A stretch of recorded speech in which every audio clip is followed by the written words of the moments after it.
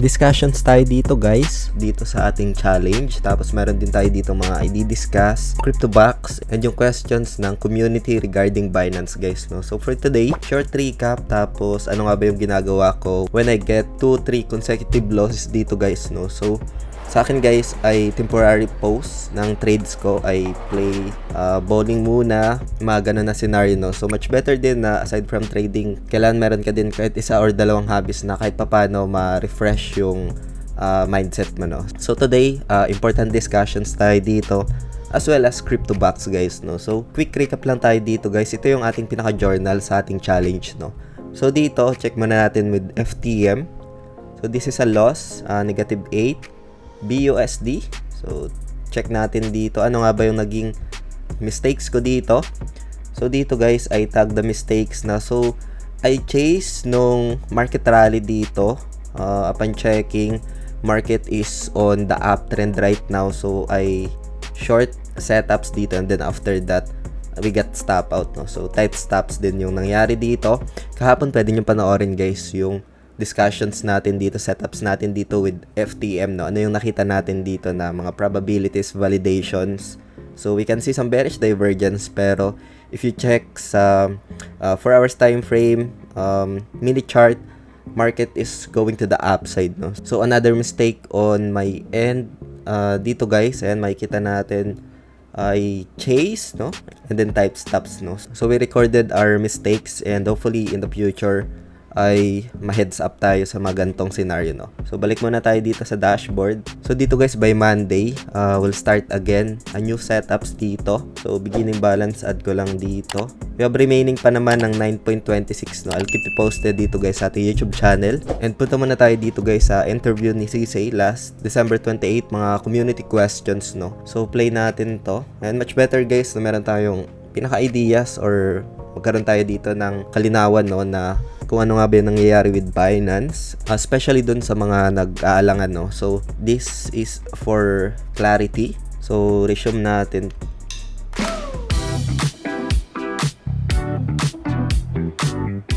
Are you ready? Yes, always. Okay, so skip na natin dito na part.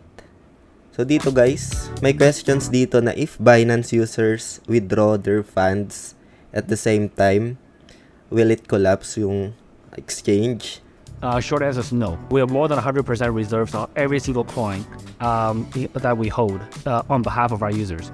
So feel free to withdraw at any time if you have any concerns. We'll be good. So yun guys, isa din sa na-observe ko back in December, meron nag-withdraw I think almost 4.5 billion in USD. I think ito.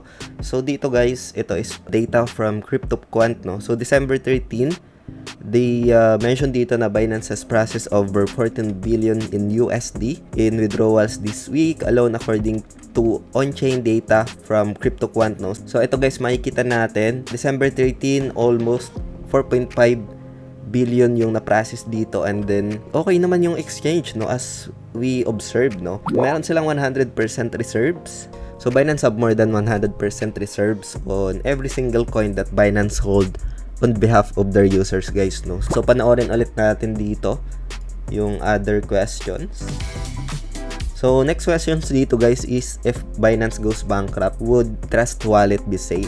The answer to both questions are yes. And let's say that, Binance completely disappears for whatever reason, we shut it down.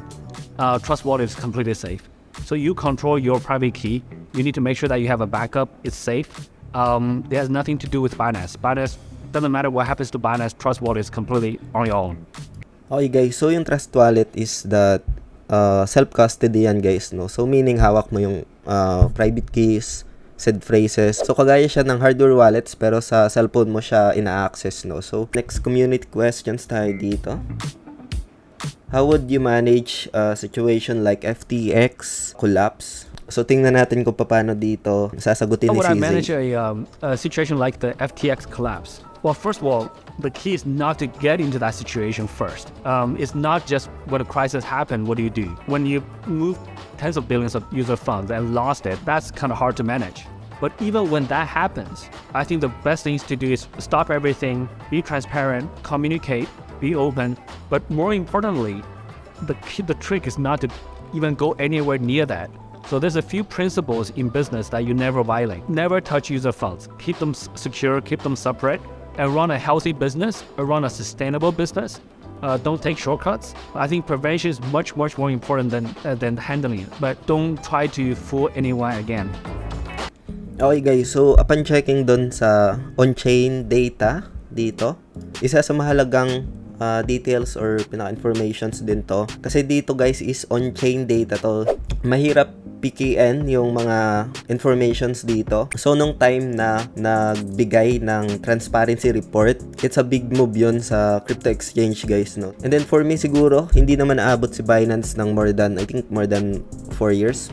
Going 5 years na sila this 2023. Kung hindi malulupit yung team nila, no? So, as mentioned ni CZ dito, na if ever na mangyari man, pero yun nga, as he mentioned na the key is not to get into that situation first, no? Kahit na mangyari man. So the best things to do is to stop everything, maging transparent, kailangan makipag-communicate with the community, be open. But the important thing guys is that hindi na dapat umabot sa ganun, no? So yeah, for me, yung on-chain data na nakikita natin dito is that a big reassuring to the community na okay yung exchange, no? Na they have a decent reserves, no? So yeah, sariling opinion ko lang naman, and maganda yung naging sagot doon ni CJ guys, na yung first principles in business that you never violate is yung hindi papakialaman yung user funds, no? Never touch user funds, no? So balik tayo dito. Eto, so next question dito guys is from Cristiano. What is your most valuable lesson learned building Binance, no? So thank you, Renato. Yeah, so I would say there's three things that's very valuable. I think number one is always be ethical. Always be ethical yung number one with the answer dito ni ZC So guys. never touch ethical boundaries. Never move user funds. Never go on debt. Don't do things that hurt your users. Always do the right thing. Even though we're managing a very large number of user assets, we sleep very sound. You'll notice dito guys na CC care the community, no? So as he mentioned, na never touch user funds. Always communicate sa mga users or sa community. Suddenly, we know we're doing the right thing.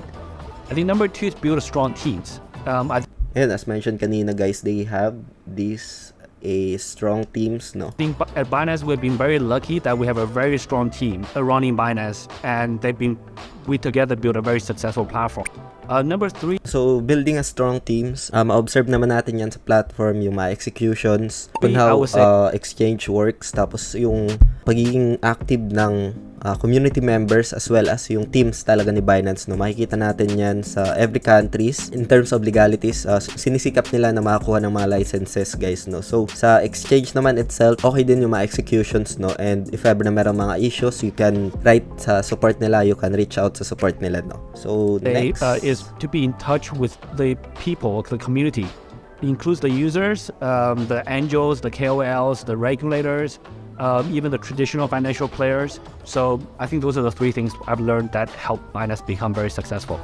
Coordinated the community, yan yung pangatlo na minention ni ZZ, no? So just to summarize, yung mga minention ni ZZ, yung most valuable lesson learned while building Binance is yung be ethical, don't touch user funds. Pangalawa is yung build strong teams. Pangatlo is be in touch with the community, no? So napaka-importante na highlight ni ZZ yung mga lesson learned, no? So kung gusto nyo panoorin to guys, pwede nyo puntahan sa kanyang Twitter at CZ_Binance, and uploaded na din tong full video na to sa YouTube channel ni Binance guys, no? So pwede nyo panoorin. So for now, punta muna tayo dito guys sa report ni Bitpinas. So Binance is solvent, liquid, stable, and likely to fail. So from research firm na Bernstein, isa sa mga kilala to na brokerage firm, research firm sa Wall Street, no?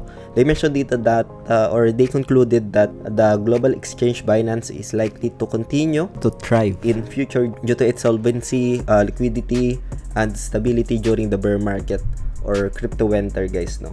They also mentioned dito or noted that Binance has more than 55 billion reserves in verifiable cold wallet address and has proven it can handle large withdrawals, citing the withdrawal of 6 billion in customer funds on December 13 guys, no? Wherein ito, they handled dito ng over 14 billion in USD withdrawals has been processed during that week, no? So, punta tayo dito sa pinaka-summary. As mentioned dito na Binance has proven industry leadership over the years and has a deep amount of verifiable reserves to ease investors of any insolvency potential, guys, no? Ayan. Makikita naman natin on-chain data, yung pinaka-reserves. For me, napaka-importante to as a transparency reserves, guys, no? Also, the report highlights how the fall of FTX has contributed to an increased market share for Binance, which Bernstein analyst Gautam Chugani and Manas Agrawal so will likely see a rise on competitors to come after a share of price. Maraming mga details dito, guys, na mga diniscuss. Pwede nyong basahin lahat ng details dito, guys. So, naging